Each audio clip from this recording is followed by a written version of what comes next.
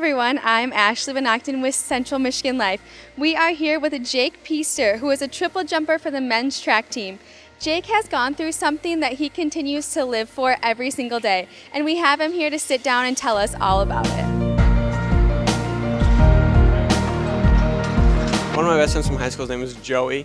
He was my next door neighbor, and he was 2 years younger than me, and his older brother, Cole, was one of my other best friends. So I'm a triple jumper, and in high school, Joey triple jumped with me, and so we were at practice every day together, and got really, really close at the end of high school because we were always working out together and stuff. And it was after school one day. It was my senior year, and he was a sophomore, and it was the week of graduation for me, and we had practice and everything, and Joey didn't show up for practice, which was like super strange and weird because he's normally always there. Cole went home, and we all went home, and Cole found Joey in the garage, and he'd hung himself throughout school, or right after school, and called me and all the close friends over because his mom wasn't home. And so we came over and found Joey and had to take him down and everything, and called the police. And so Joey was bullied like really, really badly, and we knew, and he'd been seeing a counselor and had been on medication for it and stuff. And there's been a few attempts in the past, but we thought that things were getting better. And like little did we know that it was, I guess, at an all-time worst at school when we weren't there seeing him.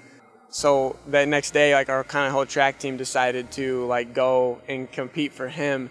And that next day, like I ended up breaking like the high school record and the state record and all these. I don't know how I did it, but we started this thing like for Joey, for everything that we did. And so every time I compete or have like a really bad day or like something doesn't go my way, I just always think about him and how that like I know that he made a decision that like he would regret, and he can't be here. And so I want to like live my life like for him and represent him as if he were here today.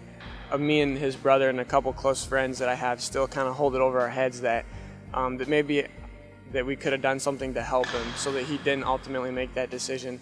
And so I try to better like my decisions so that never happens to me again, because I feel like it was totally preventable, and it was something that like I was in the blind and like that I wish I could take back. And so we have a bunch of fundraisers at home that we do for his family.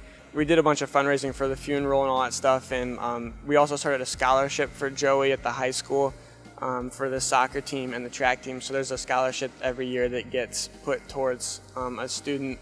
Me and Joey went to church together, and that was a big part of his life where he could definitely feel safe and wasn't bullied, and he really enjoyed church. And so I know that like we prayed before every track meet in remembrance of him and for him. And so I do continue that before I compete every time I say a prayer, and before practice often too. And so sometimes, I guess it's kind of weird, I write journals or whatever, and we give them to his mom and stuff, and so just some little things here and there.